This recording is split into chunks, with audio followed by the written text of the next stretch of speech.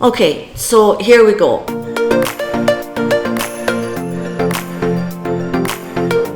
The first issue we're going to deal with is moving to Malta and finding a property. You have to then decide whether you're going to use an agent or whether you're going to find something direct from owner. I personally advise to seek an agent because an agent can be your best friend when things go wrong. I like to think that the agents I work with are there at the beginning, they're there in the middle, and they're there at the end. Not all agents will do that. The pitfalls when renting a property in Malta. Some properties are what I would term granny's leftovers. Yeah? It's an inheritance building. They don't know what to do with it, so they'll rent it out for a couple of years. The appliances are old. The sofa is not the best. The bedding, everything. When you move into an apartment, it's very, very important that you take pictures of everything, and I mean everything, under the beds, under the mattresses. Look for stains, look for cracks, look for chips. Take all of the appliance, take the serial numbers, take pictures. Take pictures of the model numbers, because it's not the first time somebody has come to me being told by their landlord they have to replace a 20-year-old fridge freezer. Take pictures. Always sign an inventory. Always. Without an inventory, you have no safety come your checkout at the end of tenancy. Malta is a strange place when it comes to utilities. There's a dual tariff. There's one for domestic properties, which you might think would be a household property, but there's a slight play on words there. What you're looking for is the residential rate, not the domestic hire rate. The residential rate is easily gotten. You ask your landlord to sign Form H. He will send that to ARMS with a copy of his ID card. You send a copy of your passport or your residency card, whatever you have. You do not need to be a Maltese national. Registering on the Form H is free of charge, no problems. That's the electricity, one aspect. The second aspect is, as in many other countries across the world, reselling of electricity and water is illegal. That is absolutely no different in Malta. If you find a property where you have a meter on the wall where you have to feed it with coins or with cards, walk away. These meters are not legal. The situation in Malta is this. ARMS Limited are the billing company. Any Malta are the top company, the electrical company. ARMS and only ARMS can bill and charge for units of electricity and cubic meters of water. Nobody else. So if your landlord is trying to come to you once a month with something that he's printed off on his printer from the ARMS webpage, don't accept it. You must receive every 2 months, because that's the billing cycle. Every 2 months you must receive a front page ARMS bill and a second page ARMS bill. The second page is the Bible. That will tell you if there are any issues, any leaks, and you must insist on having this.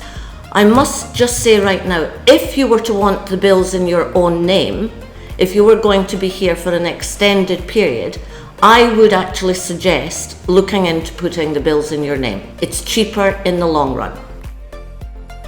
Do you want to add up any other issues? Let me see. The inventory. We covered the inventory, meter. prepaids, Form H. What you can do is you can add cases that you have got problems that got too extreme. Right, contracts. When it comes to signing your contract, this is another good reason to have an agent. When it comes to signing your contract, don't just turn up on the day and say, I'm going to take this property. Have a good look at it. Take the contract away with you. Have somebody else read it with you. If you don't like something in the contract, score it out. Tell the agent, tell the landlord that you're not happy with it. Wear and tear. If you're moving into a property where there are already marks on the wall, or if there's chips in the fridge or the freezer or the oven, take pictures of these, because you can almost guarantee from the situations that I've seen and advised on in Malta, there are some landlords who will take advantage of these situations. If the property wasn't newly painted when you moved in, don't sign a contract saying that you have to paint that property before you leave. When it comes to leaving the property, you have to do exactly the same as you did when you moved in. Take pictures. Take pictures of everything and anything. Take a picture of the television working, the washing machine going round. Take a picture inside the fridge freezer, and leave that apartment absolutely 100% spotless. Pretend your mother's coming to stay. Keep that place clean and tidy, because you will be charged for cleaning. They will. It might be in your contract. You will be charged. You have to take care of your deposit. It is not something that is easily returned in Malta. There is no third-person deposit scheme in Malta. The landlord tends to keep the deposit, and I mean keep. Very few landlords return deposits. They will always find a situation or situations within 10 cents of your deposit. So be careful, take these pictures and keep them safe. You also must make sure that the landlord attends the checkout. None of this, leave the keys on the table and we'll get them later. Don't fall for that. Unless, of course, you've already got the pictures. But there are too many situations in Malta where the landlord says, leave the keys on the table. He comes in, finds a whole lot of reasons not to give you the deposit back.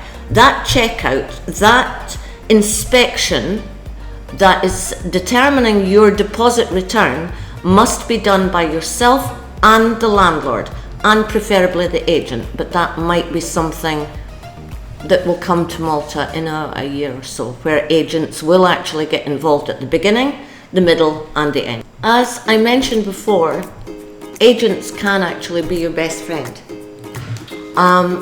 2 or 3 weeks ago, I had a tenant who was denied their deposit back.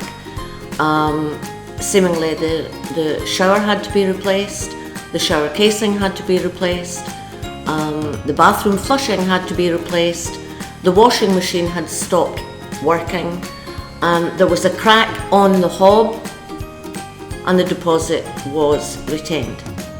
1 month later, I went to view this apartment for another tenant who was about to move to Malta.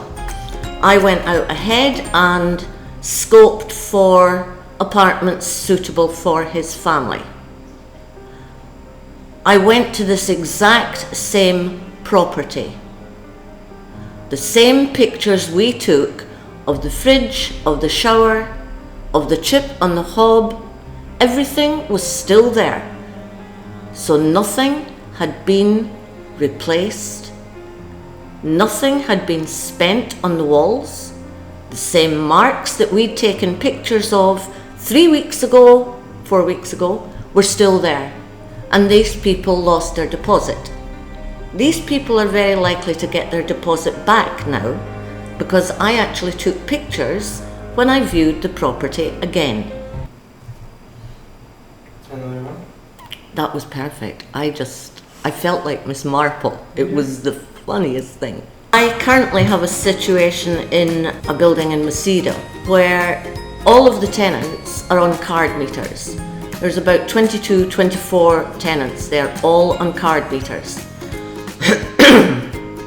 For the past 6 weeks, I've been taking regular readings from these tenants every single week.